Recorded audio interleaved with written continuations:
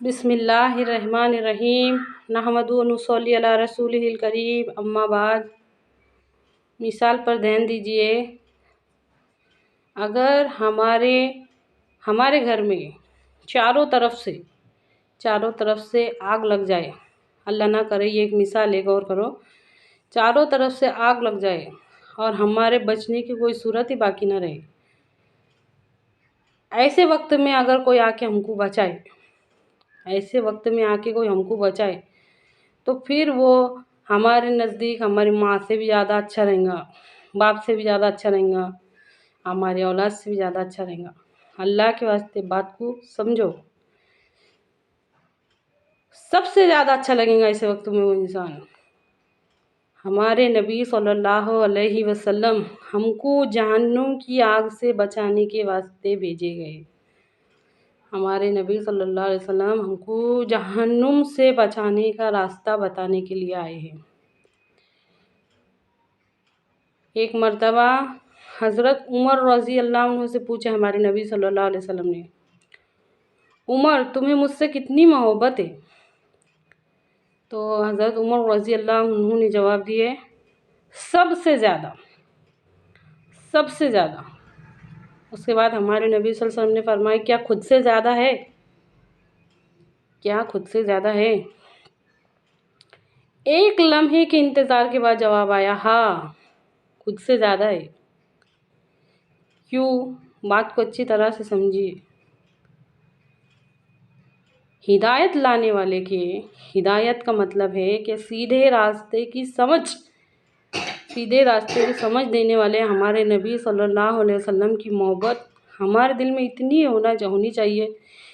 ہونی چاہیے، اپنے ماں سے بھی زیادہ، باپ سے بھی زیادہ، تمام تر محبوب چیزوں سے، اولاد سے بھی زیادہ، ہر چیز سے زیادہ ہمارے نبی صلی اللہ علیہ وسلم کی اہمیت ہونی چاہیے۔ اللہ کے واسطے بات کو سمجھو، تھوڑی سی دیر ایسا غور کر کے دیکھو، آج تک ہم نے دنیا میں ایسا کوئی کام نہیں کر لیا، ایسا ایک بھی کام نہیں ہے جو بغیر ارادہ بنا کے کر لائے، بغیر سوچے سمجھے، بغیر ارادہ بنائے، بغیر پلان بنائے کوئی کام کیا ہے۔ چھوٹے بڑے ہر عمل کے اوپر غور کر کے دیکھو تو جو اسلامی تعلیمات کے اوپر عمل کرنے کے ہیں نا، ہمارے ارادے کیوں نہیں بن رہے؟ وہ ارادے کیسے بنیں گے؟ یہ ایک اپنے آپ سے سوال کر کے دیکھو کہ اسلامی تعلیمات کے اوپر عمل کرنے کے ارادے کیسے بنیں گے۔ پہلے تو یہ غور کرو کہ پوری زندگی ہم وہ کام نہیں کرتے، کوئی بھی کام ایسا چھوٹا بڑا نہیں رہتا جو بغیر ارادہ کرے کرتے، لیکن ہمارے ارادے اسلامی تعلیمات کے اوپر عمل کرنے کے نہیں بن رہے، اسلام کے اوپر عمل کرنے کے نہیں بن رہے۔ کیوں؟ اس کی اہمیت ہمارے نزدیک ہے نہیں نا، جتنی اہمیت اس کی ہونی چاہیے تھی اتنی اہمیت نہیں ہے۔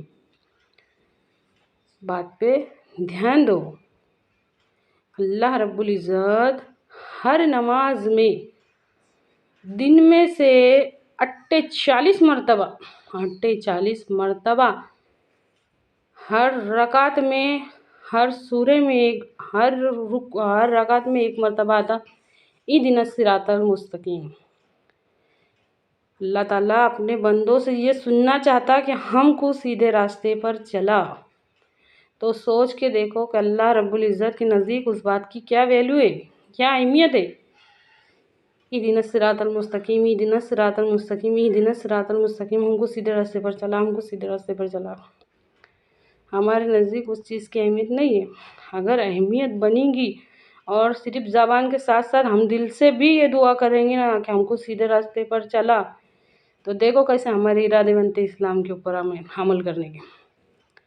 ہمارے ارادے کیسے بنیں گے؟ اللہ کے واسطے بات پہ دھیان دو، اللہ تعالیٰ کی محبت اور نبی کریم صلی اللہ علیہ وسلم کی محبت ہمارے دلوں میں آنا شروع ہوں گی۔ اچھی طرح سے سمجھیے اس بات کو، یہ بنیادی پوائنٹ ہے، ایک دم بنیادی باتیں یہ سمجھنا ہمارے واسطے بہت ضروری ہے، کیونکہ पूरी दुनिया में जो इस्लाम का डंगा बज रहा ना, जो जिस इस्लाम के ऊपर अमल कर रहे वो तो आधा है, वो 50 हो गए है। इस्लाम के 5 अरकान और 6 सिफात है, वो पूरा इस्लाम नहीं है। अल्लाह के वास्ते बात को समझो, वो पूरा इस्लाम नहीं है। दीन के 5 शुबे उनके ऊपर अमल होगा तो वो पूरा इस्लाम रहेगा। बात को समझो। जब अल्लाह रब्बुल इज़्ज़त ने जन्नत बनाए थे तो सबसे पहले हज़रत जिब्राइल अलैहिस्सलाम को दिखाए थे। जिब्राइल अलैहिस्सलाम ने जब जन्नत को देखे और उसकी खूबसूरती को देखी, या अल्लाह ये कैसी हसीन जन्नत तूने बनाया, कितनी खूबसूरत है, ऐसा कौन होगा जो इसमें जाना नहीं चाहेंगे। बात को समझो, मैं मेरे अंदाज में पेश कर रही हूँ, बात को समझो। अल्लाह ताला ने क्या कहा? अल्लाह ताला ने फरमाया